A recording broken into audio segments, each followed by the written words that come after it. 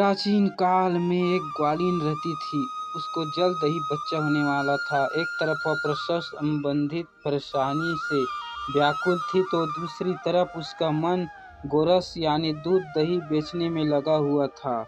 उसने सोचा कि यदि उसे प्रसव हो गया तो उसका गौ-रस यूं पड़ा रह जाएगा। यह सोचकर उसने दूध दही के घड़े को अपने सिर पर रखा और उसे बेचने के लिए निकल पड़ी। लेकिन कुछ ही दूर पहुंचने पर उसे प्रसव पीड़ा शुरू हो गई।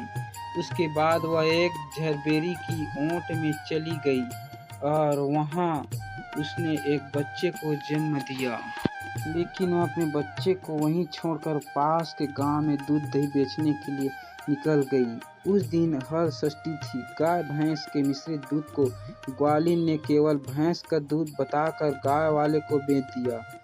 जिस झरबेरी के नीचे ग्वालिन ने अपने बच्चे को छोड़ा था उसी के पास के खेत में एक किसान हल जोत रहा था। अचानक किसान के बैल भड़क उठे जिससे हल का फल बच्चे के शरीर में घुस गया, जिससे बच्चे की मृत्यु हो गई। किसान को इस घटना से बहुत दुख हुआ, लेकिन फिर भी उसने बड़ी हिम्मत दिखाई। उसने झरबेरी के कांटों से बच्चे के चिरे हुए पेट में टाँके लगाए और बच्चे को वहीं छोड़कर चला गया। कुछ देर बाद ग्वालिन अपने बच्चों के पास पहुंची। बच्चे को इसी हालत में देखकर उसे समझने में देर नहीं लगी कि यह सब उसके पाप का ही सजा है। वह मन ही मन सोचने लगी कि यदि उसने झूठ बोलकर गांव वाले को गाय का दूध न बेचा होता, उसने गांव की स्त्रियों का धर्म भ्रष्ट न किया होता, तो उसके बच्चे की इसी हालत कभी नहीं होती। इसके बाद उसने प्रायश्चित करने की सोची। ग्वालिन ने गांव में लौटकर सब बातें गांव वाले को बता दी।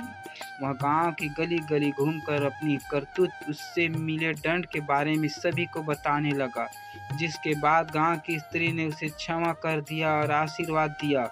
गांव की स्त्रियों से आशीर्वाद लेकर जब वह फिर से झरबेरी के नीचे पहुंची तो वह आश्चर्यचकित रह गई, क्योंकि वहां उसका पुत्र जीवित था। तभी उसने स्वार्थ के लिए झूठ बोलने को ब्रह्म हत्या के समान समझा और साथ ही कभी झूठ न बोलने के प्रण भी लिया।